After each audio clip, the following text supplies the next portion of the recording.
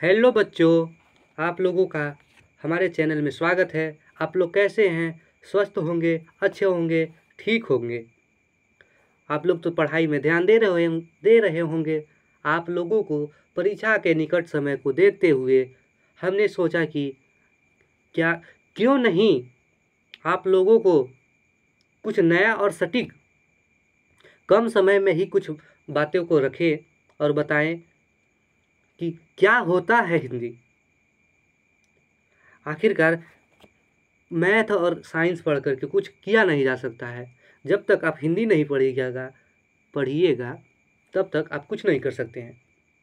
इसलिए ज़्यादा समय को न लेते हुए आप लोगों को ये बता देना चाहते हैं, हाँ ये बताना चाहते हैं कि आप लोग को टेलीग्राम में कुछ मिला था या नहीं मिला था। आप लोग फिर से बताइएगा, ज्वाइन कीजिएगा। और चलिए आगे बताते हैं कि आखिरकार कि वर्णमाला होता क्या है। ठीक है, वर्णमाला का प्रयोग यानी कि परिभाषा आप लोगों ने कभी सभी जगह पढ़ा होगा कि वर्णों के समूह को वर्णमाला कहते हैं, यानी कि वर्णों के क्रमबद्ध समूह को वर्णमाला कहा जाता है। क्या बोले बच्चे? वर्णों को यानी वर्णों के क्रमबद्ध समूह यानी लगातार समूह को वर्णमाला बोला जाता है। ठीक, जैसा कि ये बताया जाता है कि आप लोगों ने बचपन में पढ़ा होगा कि देखिए कि एक एक एक एक एक 5 गो एक मिल करके क्या बनता है? 5 बनता है, यानी कि संख्या बनता है। उसी प्रकार वर्ण जो होते हैं, वर्ण क्या है? वर्ण के भी एक समूह होते हैं, यानी कि क्रमबद्ध समूह होते हैं। यानी कि जैसे कि अ, आ, ई, ये सब मिलकर इत्यादि, ये सारे शब्द मिल करके एक नया शब्द बनाते हैं, उसे वर्णमाला बोला जाता है। तो आप लोग जान रहे होंगे, जैसे कि फिर से देखिए, फिर से सुनिए, फिर से समझिए। देखिए कि कमल जो है, इसमें क्या क्या शब्द मिलकर बना है? क, हलंत, अ, तो क्या हुआ? पूरा क हुआ। फिर म, हलंत, अ, ये क्या हुआ? पूरा म हुआ, प्लस ल, हलंत, अ, ये क्या हुआ? कमल। यानी कि क हलंत अ प्लस म हलंत प्लस अ प्लस ल हलंत प्लस म, यानी वर्ण क्या हो? वर्णों के सार्थक समूह यानी सही सही समूह को वर्णमाला बोला जाता है। यानी कि क और म और ल मिलकर के एक वर्ण, नए वर्ण का निर्माण किए, यानी कि कमल बने। ठीक है, उसी प्रकार इरेज का ऑप्शन कहाँ से है बच्चा? इरेज का ऑप्शन, अच्छा रुकिए, चलिए यहाँ से ही कर देते हैं। ठीक है, उसी प्रकार अब देखिए वर्णमाला तो इनका क्या है? अल्फ़ाबेट बोला जाता है इसे, यानी कि इंग्लिश में इसको क्या बोला जाता है? अल्फ़ाबेट। आप लोग सब सुने होंगे, ABCD के जितने भी लेटर हैं, ABCD के जितने भी लेटर हैं जेड तक, वो क्या है? अल्फ़ाबेट हैं, यानी कि अल्फ़ा लेटर हैं, यानी वर्णमाला बोला जाता है उनको। जब तक आप लोग ABCD नहीं सीखिएगा तब तक आप लोग अपना नाम लिखना, पता लिखना ये जानिएगा नहीं, ना जानिएगा। उसी प्रकार हिंदी में वर्णमाला होता है, वर्ण खड़ी होता है, वर्ण संयोजन होता है, वर्ण होता है, व्याकरण होता है, संज्ञा होता है, सर्वनाम होता है, इत्यादि इत्यादि होते हैं। तो जब तक आप लोग सबसे पहले वर्ण का प्रयोग अच्छी तरह से यानी पूरे अच्छे मगन और तन मगन के साथ नहीं पढ़ेंगे, नहीं जानेंगे, तो आप लोग आगे कुछ नहीं कर सकते हैं। इसके लिए चलिए मैं ये बताने देना चाहता हूँ कि देखिए अब पढ़ना शुरू करता हूँ। आप लोग ध्यान से कॉपी पेन कलम ले करके एक जगह बैठ जाइएगा। ये नहीं है कि सत्यनारायण भगवान की कथा चल रहा है, आप लोग प्रवचन सुन रहे हैं, प्रवचन सुनने के बाद प्रसाद मिलेगा तो खाएंगे और चले जाएंगे। ये नहीं कीजिए, काहे कि आप लोग का समय जो है बहुत कम है, निकट आने वाला है परीक्षा। तो आप लोग कलम कॉपी रख के रहिएगा। अब इतने में तो समझ गए, आप लोग समझदार हैं। ये बताया जाता है कि होशियार के लिए इशारा ही सिर्फ काफ़ी है। चलिए ठीक है। देखिए भाषा जो है संस्कृत के भाष शब्द से बना है। क्या बोला जाएगा बताइए कि भाषा जो है संस्कृत के भाष शब्द से बना है। ठीक है। फिर भाष का अर्थ होता है, भाष का अर्थ होता है यानी बोलना। ठीक, यहाँ समझ में आया। देखिए मतलब ये बताया जाता है कि भाषा हम उसे कहते हैं, तो आप लोगों ने तो पढ़ा होगा कि भाषा उसे बोलते हैं कि भाषा वह साधन है जिसके द्वारा मनुष्य जो है अपने बातों को आदान प्रदान प्रकट करता है, यानी कि एक दूसरे को बताता है कि भाषा ये होती है, भाषा वो होती है। एक भाषा 3 प्रकार की होती है, यानी कि पहला लिखित भाषा, दूसरा मौखिक भाषा, तीसरा सांकेतिक भाषा। आप लोगों ने तो बचपन में पढ़ा होगा कि मुख के द्वारा बोलते हैं तो मौखिक भाषा हो गया, यानी कि मोहन 1 गिलास पानी लाओ, मोहन चाय लाओ। ये क्या हुआ? मौखिक भाषा हुआ। एक होता है सांकेतिक भाषा, आओ ऐसे बोल देते हैं, ऐसे ऐसे। ये क्या होगा? संकेतों द्वारा होगा, इस सांकेतिक भाषा बोलते हैं। ठीक है। उसी प्रकार एक लिखित भाषा होती है जिसे हम लिख कर प्रकट कर दिया जाता है। मान लो कि हम क्या किए, ऐसे लिख दिए या ऐसे लिख दिए, तो क्या हुआ? ये लिखित भाषा हुआ। तो बच्चे इससे पढ़े कि राम है, ये आम है, ये श्याम है। फिर देखिए, तो भाषा आप लोग समझ गए। तो आप लोगों ने पढ़ा होगा कि भाषा जो है प्रमुखतः 3 प्रकार के होते हैं। पहला, रुक जाइए, पहला जो है लिखित, दूसरा मौखिक, तीसरा सांकेतिक। ठीक है। तो हम ये बताएंगे कि लिखित भाषा तो आप लोगों को समझा दिया कि हम जिसे लिख कर प्रकट करते हैं उसे लिखित भाषा बोलते हैं, जिसे मुख के द्वारा बोल कर प्रकट करते हैं उसे मौखिक भाषा बोलते हैं। ठीक। और जिसे संकेतों के द्वारा प्रयोग करते हैं उसे सांकेतिक भाषा कहते हैं। यानी संकेतों द्वारा कहने का मतलब है कि कभी सिर डुलाना, उसका मतलब है कि नहीं, मुड़ी नीचे करना, उसका मतलब क्या, उसका मतलब कि हाँ, और मुंह से बोलना हो, ऐसे फुला देना, मतलब गुस्सा हो जाना, ये होता है। ठीक है। इसको इरेज करते हैं। तब तक ये बताते हैं कि भाषा जो है संस्कृत के किस शब्दों से बना है। आप लोग कमेंट में बताइए कि देखिए भाषा जो है संस्कृत के भाष शब्द से बना है। फिर भाषा का यानी भाष का अर्थ यहाँ बोलना होता है। ठीक।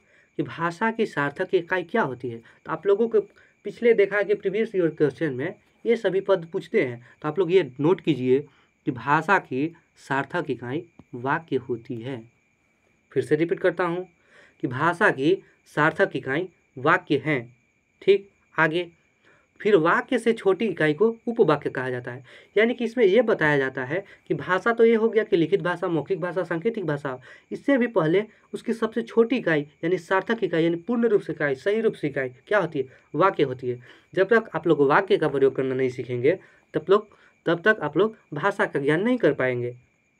ठीक उसी प्रकार कि वाक्य से भी छोटी इकाई, मान लिया जाए कि वाक्य से छोटी इकाई क्या होता है? वाक्य बोला जाता है कि राम जो है आम खाता है। ठीक, आम खाता है। तो ये क्या हुआ? एक वाक्य हुआ। इस संपूर्ण रूप से पूरी तरह से वाक्य हुआ। ठीक। फिर ठीक उसी प्रकार इरेज करते हैं।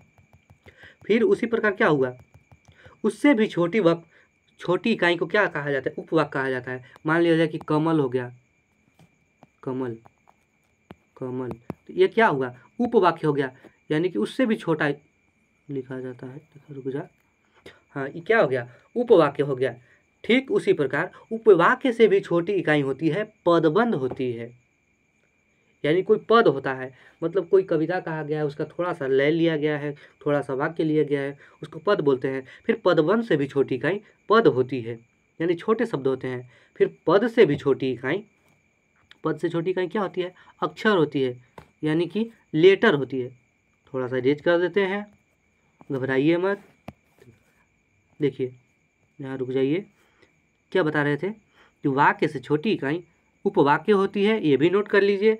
फिर उपवाक्य से छोटी इकाई पदबंध होती है, फिर नोट कर लीजिए। फिर इसके बाद पदबंध से छोटी इकाई क्या होती है? शब्द होती है। फिर शब्द से भी छोटी इकाई क्या होती है? अक्षर होती है, यानी लेटर होती है। तो आप लोगों ने ये पढ़ लिया कि क्या हुआ। फिर से देखते हैं, रिपीट करते हैं कि भाषा जो है, भाष यानी संस्कृत के भाष शब्द से बना है। फिर भाष का अर्थ होता है बोलना। फिर भाषा का सार्थक इकाई वाक्य है। फिर वाक्य से छोटी इकाई उपवाक्य है।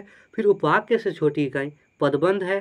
फिर पदबंध से छोटी इकाई पद है, यानी शब्द है। फिर शब्द से छोटी इकाई अक्षर है, और अक्षर से छोटी इकाई ध्वनि या वर्ण है, यानी लेटर है। तो देखिए आगे उदाहरण देखिए कि राम शब्द जो है इसमें 2 अक्षर मिलकर बना है। ठीक, देखिए, रुक जाइए। राम शब्द जो है 2 अक्षर से मिलकर बना है कि रा और म एवं 4 वर्ण। आप लोग ये बताइए कि अक्षर और वर्ण में अंतर क्या है?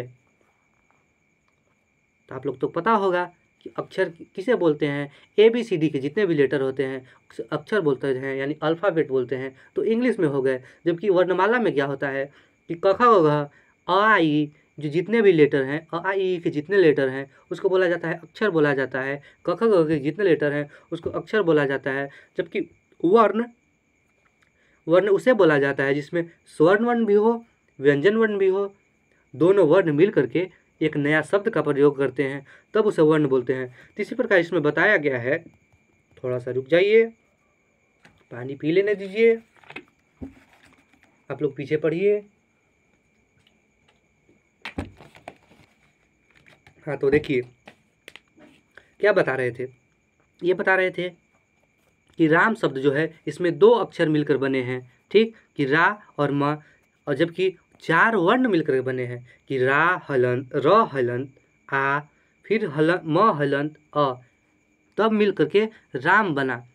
ठीक है, तो आप लोग यहाँ तक समझ गए।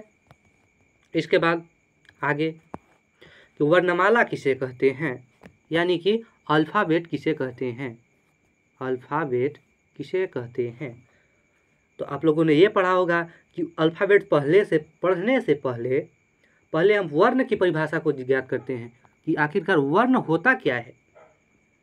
तो आप लोग ये जानते होंगे कि वर्ण उसे बोलते हैं जिसका खंड या टुकड़ा न हो।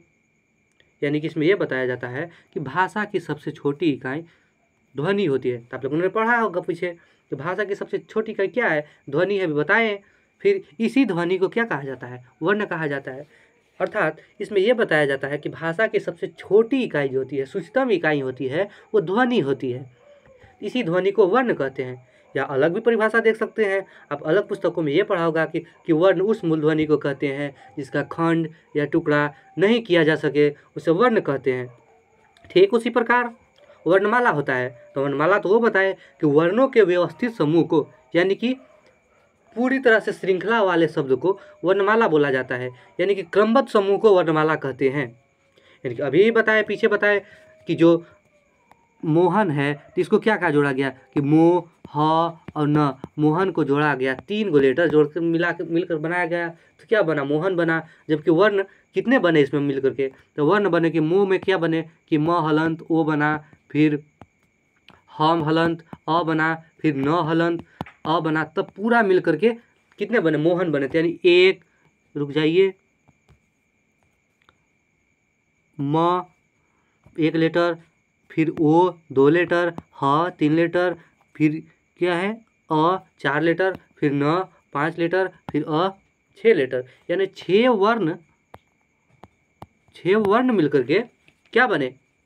थोड़ा सा रुक जाइए, मिटा देते हैं, इरेज कर देते हैं। यानी कि 6 वर्ण मिलकर के, इरेजर का ऑप्शन कहाँ से है अभी तो पता नहीं चल रहा है, फिर से बताएंगे अच्छी तरह से कि यानी कि क्या बताया गया कि जो मोहन जो है, मोहन में 6 वर्ण, जबकि लेटर कितने? 3 लेटर। ठीक, तो आप लोगों को पढ़ लिया कि मोहन में है 6 वर्ण मिले और 3 लेटर मिले। ठीक उसी प्रकार अब आगे पढ़ते हैं। देखिए, मानक हिंदी वर्णमाला। मानक हिंदी वर्णमाला किसे कहते हैं? जैसा कि आप लोग देखा होगा कि हिंदी में उच्चारण के आधार पर वर्णमाला की संख्या कितनी होती है? 45 वर्ण होते हैं। उच्चारण के आधार कहने का मतलब होता है कि आप लोग जो बोलते हैं, मान लिया जाए कि क बोले तो क कहाँ से बोला जाता है, च बोले च कहाँ से बोला जाता है, छ बोले छ कहाँ से बोला जाता है, ज बोले ज कहाँ से बोला जाता है, झ बोले झ कहाँ से बोला जाता है। ठीक उसी प्रकार इसमें यह बताया जाता है कि उच्चारण के आधार पर वर्ण भी भिन्न भिन्न तरह के होते हैं। जैसे कि क है तो पूरा कंठ से बोला जाता है तो उसको कवर्ग बोला जाता है। क ख ग घ के 5 गो लेटर होते हैं अंगतः, वो हो गए कवर्ग हो गए, छ छ ज के लेटर हो गए चवर्ग हो गए, ठ ठ ड ढ के लेटर हो गए टवर्ग हो गए, त थ द ध लेकर के त थ द ध के लेटर तवर्ग हो गए, फिर उसी प्रकार प फ व के लेटर पवर्ग हो गए। ठीक, तो आगे देखिए कि क्या है कि मूलतः हिंदी में उच्चारण के आधार पर 45 गो वर्ण है, जबकि उसमें 10 स्वर हैं, जबकि 35 व्यंजन है। लेकिन इसमें यह गलत बताया गया है, मतलब पहले का पुस्तक है तो इसमें ये अशुद्धियाँ है कि बोला गया है इसमें कि 10 स्वर हैं, जबकि हमारे यहाँ अभी वर्णमाला में कितने स्वर हैं? स्वर जो हैं, स्वरों की संख्या 41 है, जबकि व्यंजन की संख्या कितनी है सर? व्यंजन की संख्या 45 है। ठीक है, तो देखिए इसमें बताया गया है कि 10 स्वर हैं जबकि व्यंजन 35 हैं। एवं लेखन के आधार पर, यानी वही देखिए वही बातों जो हम बोलना चाहते थे कि पीछे वाला दिया गया था, उसके बाद इसको कवर कर लिया गया है कि लेखन के आधार पर, यानी लेखनी के आधार पर वर्णों को 52 वर्ण में बताया गया है। इसमें 13 स्वर जुड़े गए हैं, जबकि 35 व्यंजन है और 4 गो संयुक्त व्यंजन है। तो ये बताइए संयुक्त व्यंजन क्या होते हैं? आप लोगों ने तो पढ़ा, इसमें 4 क्या है? संयुक्त कहने से तत्पर हो रहा है या लिखने से तत्पर हो रहा है कि संयुक्त व्यंजन यानी कि जुड़े हुए व्यंजन। तो जुड़े हुए व्यंजन कौन कौन से होते हैं? य, र, ल, व, ये क्या है? संयुक्त व्यंजन है। ठीक, उसे बोला जाता है। आगे पढ़ते हैं, फिर देखिए उससे पहले देखिए कि स्वर्ण वर्ण होते कितने हैं? स्वरों की संख्या आखिरकार कितनी होती है? तो हिंदी वर्णमाला में अभी तो इधर पढ़ा कि कितना 13 स्वर होते हैं। देखिए जैसे अ होते हैं, आ होते हैं, ई होते हैं, बड़ी ई होती हैं, छोटी ई ऊ होते हैं, बड़ी ऊ होते हैं, फिर री होते हैं, ए होते हैं, ऐ होते हैं, ओ, अन, अ। तो लेटर कितने हुए? 1 2 3 4 5 6 7 8 9 10 11 12 13 लेटर इसमें बताए जा रहे हैं। जब इसमें होते क्या है? अ होते हैं, आ होते हैं, ई होते हैं, ई होते हैं, ऊ, री, ए, ओ, बस इतने लेटर होते हैं। तो कितने लेटर हुए? 11 लेटर हुए। जबकि 2 लेटर जो हैं अन, अ, इनको अलग व्यंजन में, मतलब उनको अंतस्थ व्यंजन बोला जाता है। तो इसको व्यंजन वर्ण के रूप में रखा दिया जाता है। व्यंजन वर्ण वर्ड है वहाँ रखा जाता है। लेकिन इसमें यह बताया गया कि ये भी जो है पहले स्वर के पाठ होते थे, ये स्वर के पाठ ही हैं, लेकिन इसको व्यंजन वर्ण बताया जाता है कि अन, अ जो है अयोगवा व्यंजन कहा जाता है उनको।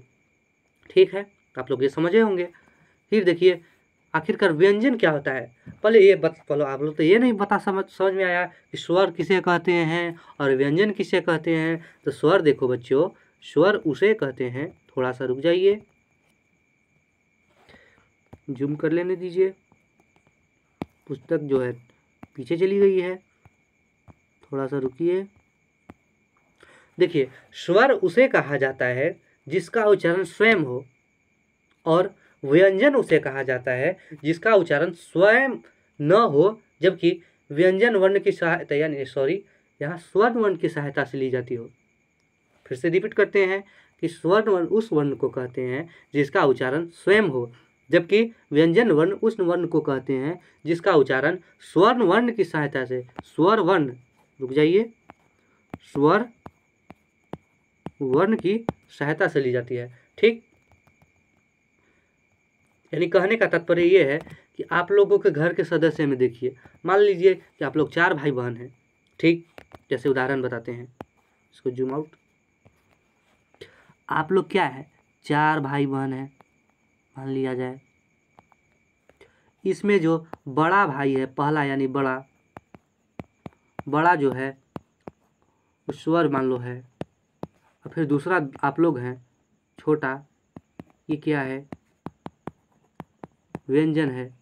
यानी कहने का मतलब ये है कि बड़ा भाई जो है वो क्या है, वो मान लो अपना स्कूल चलाता है, कोचिंग चलाता है, संस्था चलाता है, ट्यूशन पढ़ाता है, तो क्या है उसके गार्जियन क्या उसे बोलेंगे कि आप पैसा कमा रहे हो तो कुछ भी खर्च करो, नहीं बोलेंगे।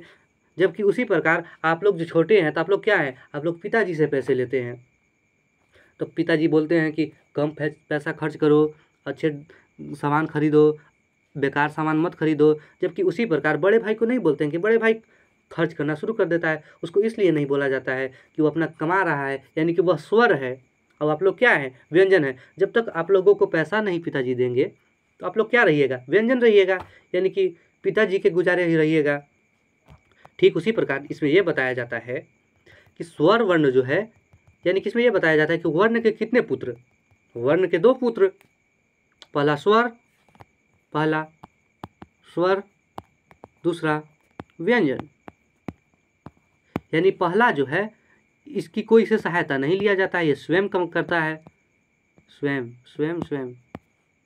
मुंदू, हाँ स्वयं हो गया। जबकि जो व्यंजन है, व्यंजन रुक जाइए कलर चेंज कर लेते हैं, दिख नहीं रहा है, व्यंजन जो है इस स्वर की सहायता से लिया जाता है। ठीक, व्यंजन वर्ण को स्वर वर्ण की सहायता से लिया जाता है। यानी कहने का अर्थ है कि जब तक स्वर की कोई भी लेटर व्यंजन वर्ण में न पड़े तो व्यंजन वर्ण सुचारू रूप से चल नहीं सकता है, लिख नहीं सकता है, बोल नहीं सकता है। यानी कहने का तात्पर्य यह हुआ कि आप लोग क बोलिए, तो क बोलिएगा तो उसमें क्या होगा, अ आएगा, क तो अ आ रहा है, तो उसमें क्या बताया जा रहा है कि जब तक अ की मात्रा नहीं लेंगे तो क क्या है, पिछड़ा ही रह जाएगा, चलेगा ही नहीं, होगा नहीं, पूर्ण रूप से नहीं होगा। यानी कहने का तात्पर्य यह है कि जब तक आपके पिताजी आप लोगों को पैसा नहीं देंगे तो क्या होंगे, आप लोग क्या होंगे, बेजान हो जाएंगे, आप लोग मूर्ति की तरह हो जाएंगे, एकदम खड़े के खड़े रह जाएंगे, बोलेंगे खड़ा रहो तो खड़ा रहेंगे, बैठने के लिए बोलेंगे तो बैठ जाओगे। उसी प्रकार आप लोग अगर काम करना शुरू कर देते हैं, यानी कि पढ़ने लगते हैं, ट्यूशन पढ़ाते हैं, कुछ पैसा को स्टॉक में रखते हैं, यानी कि खाने के लिए आपको 10 रुपये मिले हैं, 10 में से 10 नहीं खाइए, 9 रुपया खाइए, 1 रुपया बचाइए, तो 1 रुपया बचाइएगा तो आप पिताजी से पैसा नहीं मांगना पड़ेगा। आप मान लो कि आपके विद्यालय में कोई पुस्तक बिकने आए हैं तो खरीद सकते हैं। कि हम इसका उदाहरण हम पिछले अध्याय में, मतलब हम आप लोगों को इकोनॉमिक्स पढ़ा रहे थे, उसमें भी बताए थे कि आप लोग क्या कीजिए, स्वावलंबी बनिए, यानी स्वयं पर निर्भर रहिए। किस लिए बता रहे हैं, कि हमें नहीं रहता, हमें नहीं है कि हम छोड़ दे, ऐसे पढ़ते रहिए आप लोग, कि आप लोग को ये बताना है कि काहे ला ये पढ़ाना है कि हिंदी पढ़ा करके चले जाएंगे। लेकिन हम ये बताना चाह रहे हैं कि आप लोगों का समय जो है बहुत कम है, अभी निकट आप लोगों का एग्ज़ाम होने वाला है, तो इसलिए सोच रहे हैं कि आपका कम समय भी लग जाए और आप पढ़ भी ले अच्छी तरह से। ठीक है, ये तो बात अलग की बात है, ये बात बाद में बताएंगे। तो देखिए आप लोग समझ गए कि स्वर क्या होता है। स्वर उस वर्ण को कहते हैं जिसका उच्चारण स्वयं हो, यानी कि स्वर जो होते हैं किसी दूसरे वर्ण की सहायता से नहीं लिया जाता है, यानी कि अ जो है अस्वयं है। उसी प्रकार व्यंजन क्या होता है, व्यंजन जो है क्या है, स्वर्ण वर्ण की सहायता से लिया जाता है। जिस प्रकार देखो कमल, क म ल, तो कमल को लिखते समय किन किन स्वरों का उपयोग किया गया है, कितने स्वरों का उपयोग किया गया है, रुक जाइए देखिए। क को तोड़ेंगे कि क हलंत अ प्लस म हलंत प्लस अ प्लस ल हलंत क्या अ। अब इसमें ये बताइए, हरा कर ले, हाँ चलिए, कि क्या हुआ कि क में हलंत लगाए, आधा क हुआ, तो इसमें क्या मिलाए, अ मिलाए, तब पूरा जाके क हुआ। यानी कि जब तक अ नहीं मिलता है तो क जो है पूरा नहीं होता है। ठीक उसी प्रकार आप लोग को पैसा नहीं घर से मिलेगा तो आप लोग पढ़िएगा नहीं।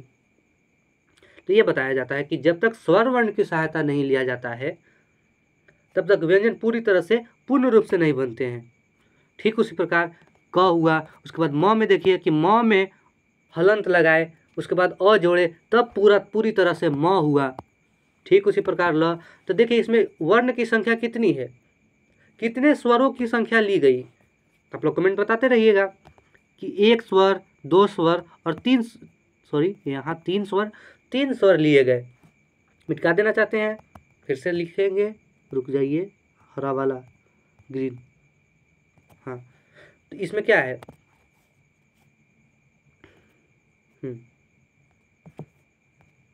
देखिए इसमें क लिए, ये क्या हुआ, क जब तक अ नहीं मिला तो पूरी तरह से क नहीं बना। ठीक उसी प्रकार म में जब तक अ नहीं जुटा तो पूरी तरह से म नहीं बना। उसी प्रकार ल में अ नहीं जुटा तो पूरी तरह से ल नहीं बना। तो इसलिए बताया जाता है कि वर्णों के क्रमबद्ध समूह को क्या बोला जाता है, वर्णमाला बोला जाता है। तो जब तक एक एक लेटर मिलेंगे नहीं तो पूरे वर्ण का निर्माण नहीं कर पाएंगे। तो लेटर को मिलाना ही हमें वर्णमाला कहलाता है। इसमें शब्द किसे बोला जाता है, कि शब्द उसे कहते हैं कि वर्णों या ध्वनियों के सार्थक समूह को शब्द कहते हैं। शब्द किसे बोलते हैं सर, वर्णों या ध्वनियों के सार्थक समूह को शब्द कहते हैं। सही बोल रहे हैं, चलिए ठीक है, आप लोग कमेंट में बताइए सही बोल रहे हैं। एकदम सही बोल रहे हैं कि वर्णों या ध्वनियों के सार्थक समूह, यानी सार्थक समूह कहने का अर्थ क्या होता है। सार्थक समूह कहने का अर्थ ये होता है कि जिस तरह आप लोग पूरी तरह से लगन और मेहनत के साथ पढ़ाई करते हैं, उसी प्रकार ये वर्ण बेचारा जो है, व्यंजन वर्ण बेचारा जो है, स्वर्ण वर्ण की सहायता लेता है। जब तक वो सहायता नहीं लेगा, थोड़ा सा रुकिए, ये यहाँ से टाइमिंग कहाँ से दिखा रहा है सर,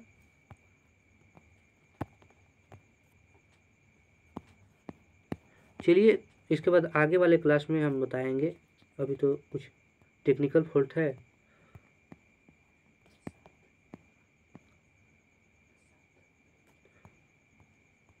रात के अभी 12:34 हो रहे हैं। ठीक है, बाद में इसको हम बताएंगे। ठीक है बच्चों, तो इसका जो लिंक जो है डिस्क्रिप्शन में दे दिया जाएगा। टेक्निकल फॉल्ट कुछ हो रहे हैं, आप लोग कहाँ बताइएगा कमेंट में कहाँ से हुई है, कहाँ तक पढ़ाई हुई है। तो मतलब ये बता देना चाहते हैं कि आप लोगों को क्या है, डिस्क्रिप्शन में जाइएगा, जो PDF आपको चाहिए वो टेलीग्राम चैनल में क्या है, टेलीग्राम नाम लिख दे सर, टेलीग्राम GRAM, टेलीग्राम का TELIGRAM, सही है। टेलीग्राम चैनल का नाम सर क्या है, ओबरा OB हैं, ओबरा एंटरटेनमेंट। टेलीग्राम का गलत मीनिंग है, रुक जाइए फिर से लिखते हैं, TELIGRAM,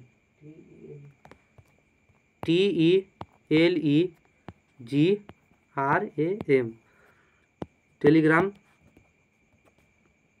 लिंक क्या है, चैनल का नाम क्या है sir, Obra OBRA, Obra education, EDUCATION, education. हाँ तो बच्चों देखिए, आप लोगों को PDF जो चाहिए तो हमारे टेलीग्राम चैनल पर मिल जाएगा। जिसमें टेलीग्राम चैनल पर जाइएगा तो आप लोगों को दे देंगे, हम डिस्क्रिप्शन बॉक्स में ही दे देंगे। वहाँ पे लिखा रहेगा कि टेलीग्राम चैनल पर लिंक कीजिए, उस पर क्लिक कीजिएगा तो लिंक का ऑप्शन आएगा, जुड़ने का ऑप्शन आएगा, तो जुड़िएगा वहाँ से। तो उसमें दिखा रहेगा कि ओबरा एजुकेशन, हमारा चेहरा भी उसमें होगा, तो आप लोग जुड़ जाइएगा। नहीं तो हम कोचिंग में आपसे मिलेंगे, वहाँ बता देंगे। चलिए ठीक है, इसी प्रकार आप लोग ध्यान देते रहिए, मेरे चैनल को बढ़ाइए, सब्सक्राइब कीजिए, बेल आइकन को दबाना ना भूलिए, अपने दोस्तों को भी शेयर कीजिए ताकि वो भी अभी पिछड़े हैं। मान लिया जाए, आप ये मत समझिए कि ज्ञान जो है सभी को बांटा जाता है। तो आप लोग सोच रहे हैं कि फ्री में ज्ञान मिल रहा है, लेकिन ज्ञान फ्री में नहीं, आप लोग का समय जा रहा है, तो वो भी तो हम पैसा ही ले रहे हैं। समय जो आपका जा रहा है तो भी तो हमारे लिए पैसा ही है। तो आप लोग देखिए कि आप लोग लोगों को शेयर कीजिए, अपने दोस्तों को बताइए कि ये सर है, पढ़ा रहे हैं, कि कम समय में भी हम लोगों का तैयारी चल रहा है, वो बताएंगे कुछ समय, कुछ नए नए शब्द बताएंगे। तो आप लोग अपने बच्चों को कहिएगा, दोस्तों को कहिएगा, स्कूल में जाइएगा, कॉलेज में जाइएगा, कहीं भी जाइएगा, ट्यूशन में जाइएगा, आप बताइएगा कि ये चैनल है, ये मतलब ध्यान देते रहिए। चलिए अब ज़्यादा क्या बोले, लोग तो समझदार हैं, समझदार के लिए इशारा ही काफ़ी है। चलिए धन्यवाद बच्चों, इतना समय तक रहने के लिए। फिर से मिलेंगे अगली कक्षा में। जहाँ तक आया, इधर तो टेक्निकल फॉल्ट हो गए हैं, नहीं तो अभी पूरा ही बताते। अब इधर रात के 12:37 हो रहे हैं, लाइट भी कटने वाली है, इन्वर्टर डाउन हो गया है, वही चलते लगता है कि शायद हो रहा है। चलिए ठीक है।